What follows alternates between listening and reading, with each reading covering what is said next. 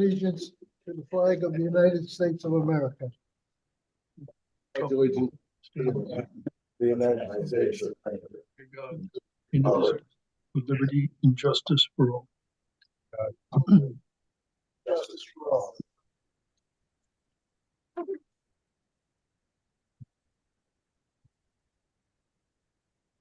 Okay, we'll do a roll call. Alderman Simonetti.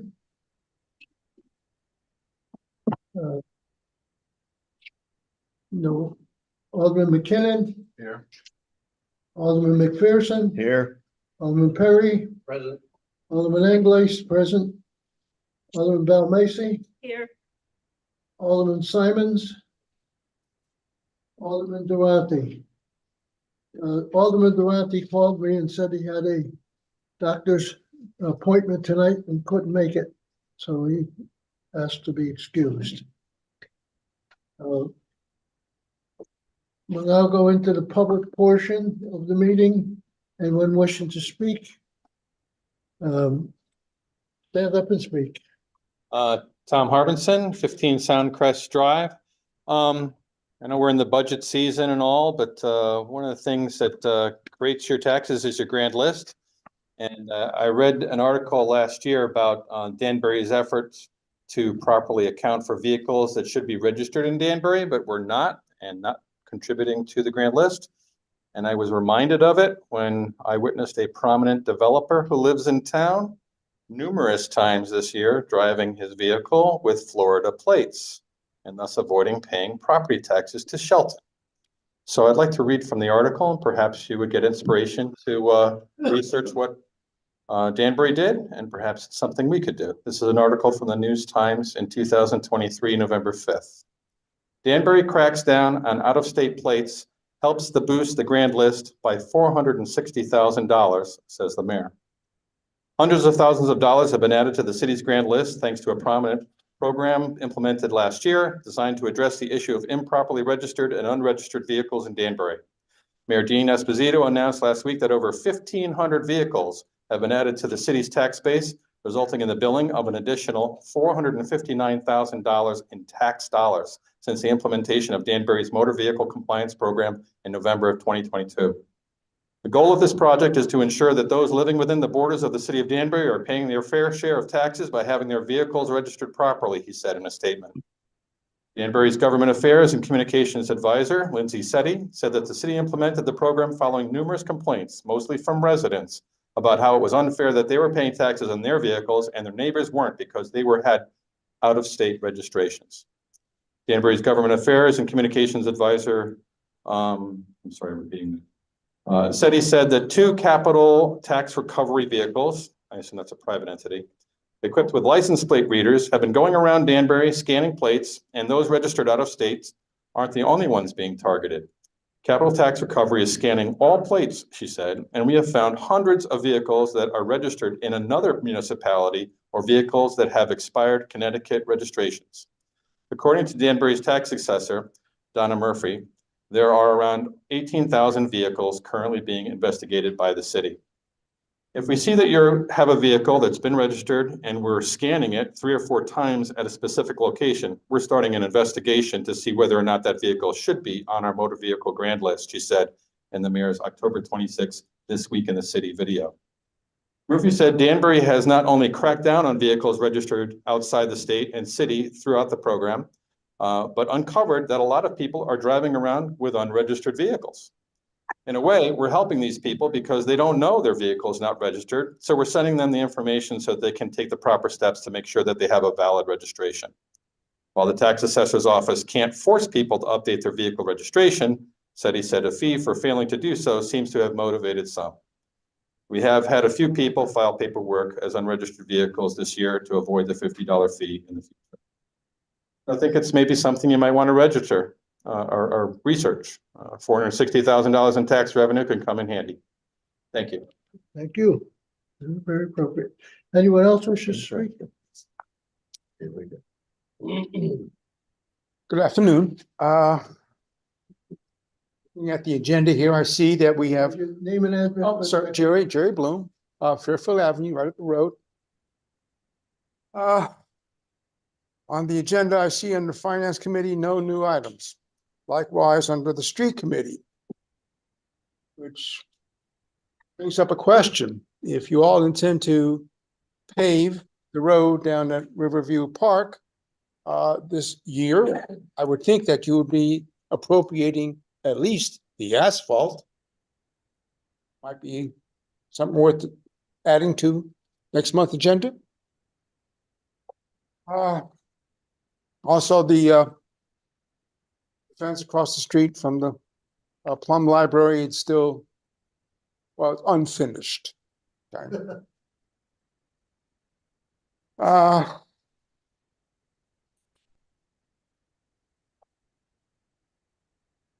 Those are domestic issues, and we all enjoy living here in Shelton, nice, quiet little town. However, we cannot bury our heads in the sand as to what is going on in this country.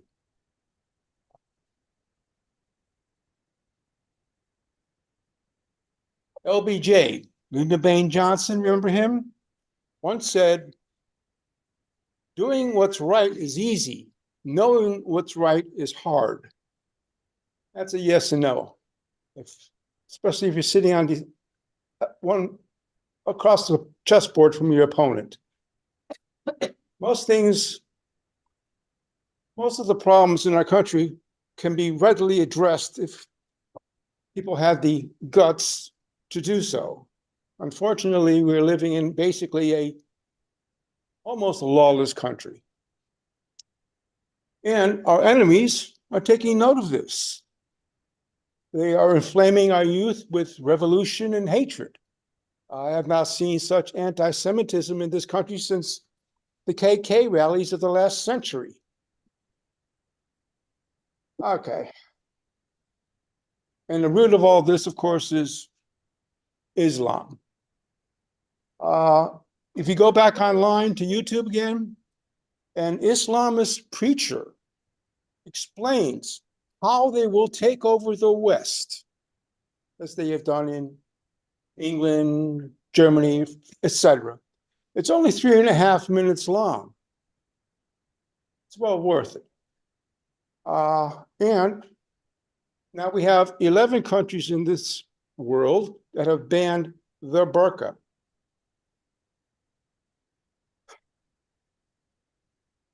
Forget who said it, but he said, a great civilization cannot be conquered from without until it has destroyed itself from within.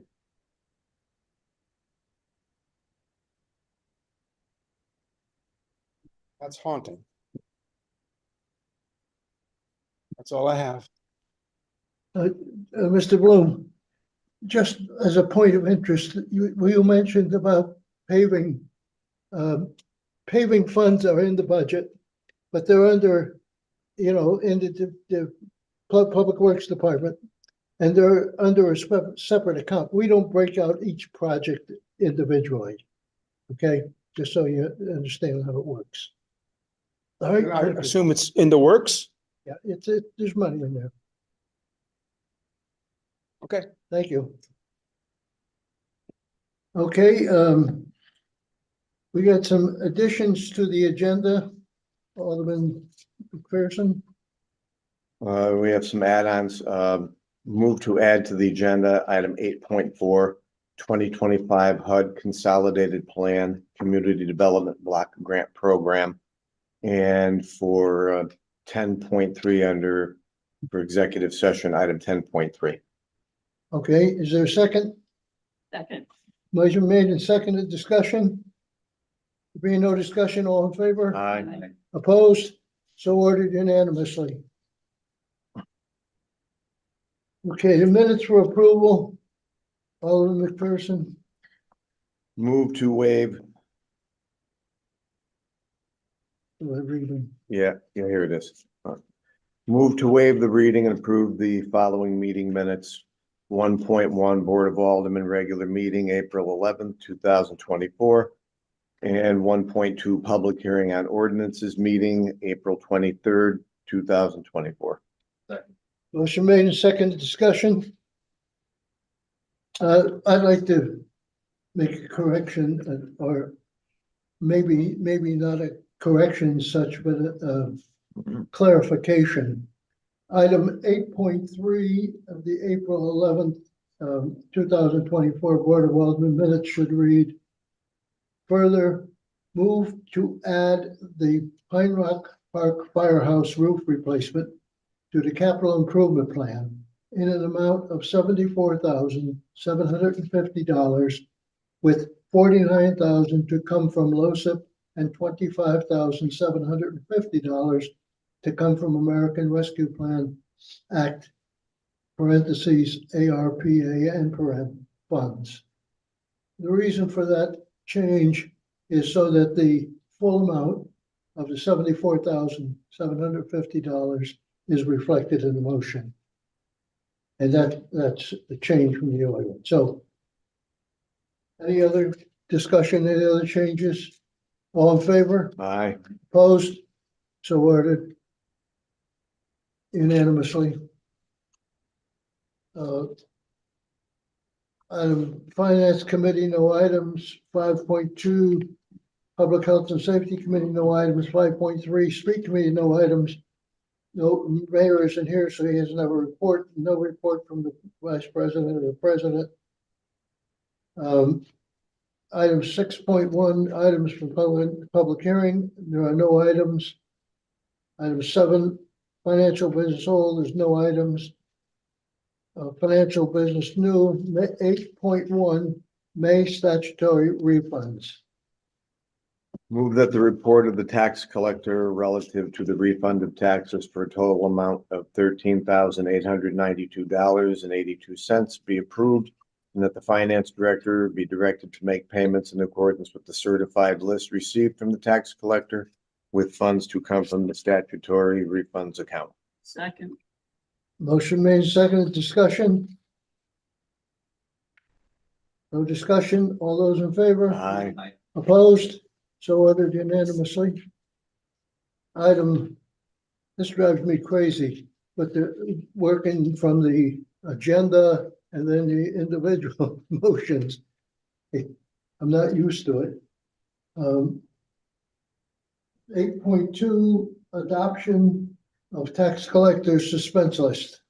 Alderman McPherson, Move that the tax collector's suspense list in the amount of $55,243.98 be adopted and transferred from the grand lists into suspense per state statute section 12-165. so second, I have different numbers.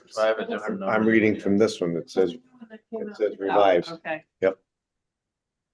It's in the middle of your page. got it. what's the number again? Say It's it.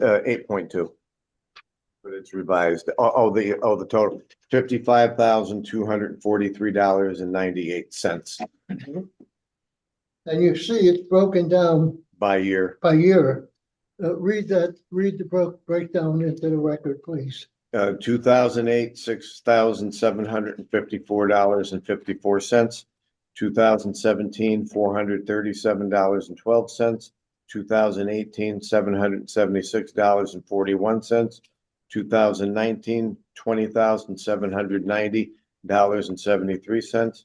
2020, $16,839.14. 2021, $6,352.68, and 2022, $3,293.36. Okay, there's a second, and there was a second Yeah. discussion. Yeah. Yeah, I'd like to just bring to everyone's attention that the suspense is per state statute. I don't know if the public's aware of that. We have no control over that. Yeah, well, actually, what happens is the tax collector essentially reviews on an annual basis Right, the collectability and determines the collectability of each outstanding liability that's owed to the city. And she makes a recommendation, but then it goes to the. and in this suspense case, list. she feels that this is probably not collectible or difficult, going to be practically Impossible. impossible. So she is giving us a true picture of what's out there that we can collect. I guess my point is, I wanted to make it known that it's a state issue. Oh, yeah, It's not that we can go after them. She makes a sound judgment, and I don't think people are aware of that. We can't keep going after them after a while. Like, that's no, my point. we can But you're pursue never it. gonna get the money, so you're wasting your time and your effort. Yeah, that's essentially what she's doing by putting, we're not forgiving these. We're taking them from the active roles And put them on. to the suspense roles, so they can still be gone after. Do I have an up and down? Thank you. For instance, if somebody makes it to the big list and they owe the city of Shelton taxes, That's what. Shelton can get it. Okay, being no further discussion, all those in favor? Aye. Opposed, so ordered unanimously. Item 8.3, additional funding for Pine Rock Park Firehouse roof. Move to approve an additional amount of $2,105 for plywood replacement for the Pine Rock Park Firehouse roof, with funding to come from the American Rescue Plan Act. Second. Discussion. The additional $2,105 is to come from the American Rescue Plan funds. Yep. So do we have, question is, do we have to revise the original motion made in April to reflect the new total project amount, which would probably be $76,855 added to the capital improvement plan? So, and I believe it is appropriate to add, so that money, this $2,000 came about when they, normal process of replacing the taking off the roof, they found 4x8 sheets of plywood that were rotted and couldn't be replaced, so you had to replace them with new ones. That's where the added money came in. And so what we want to do is reflect in our discussion that $76,855 is the total project cost that's being added to the capital improvement plan, because that's required. All those in favor? Aye. Opposed? So ordered unanimously.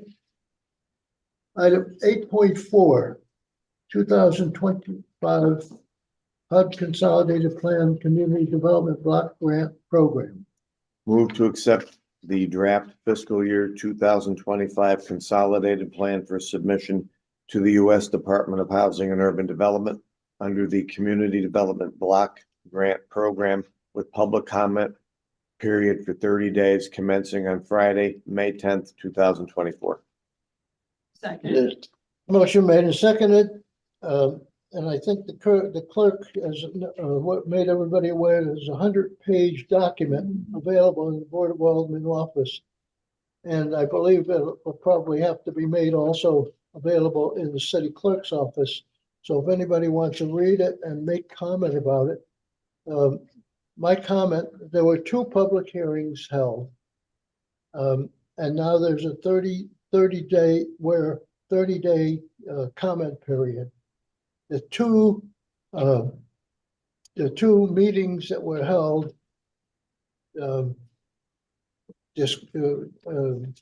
Paul Grimmer described in detail the process, and believe me, those meetings talking about the community development grant were about that thick, about an inch thick, the paperwork, and it just took about an hour or longer to explain it, but he did it twice. And did a good job, and he's come up with the plan. It's available if you want to read it. But this is something we do every year. As long as the community development block grant is made available from the federal government, we go after it. And we've got projects. Any other discussion? Being none, all those in favor? Aye. Opposed? Declare it passed unanimously and appreciated. Did I get, see, did I get, okay, now I gotta switch to this one. Where was that one? That was 8.4. Yep. Okay, so now, Executive session. no items to go to public hearing, executive session.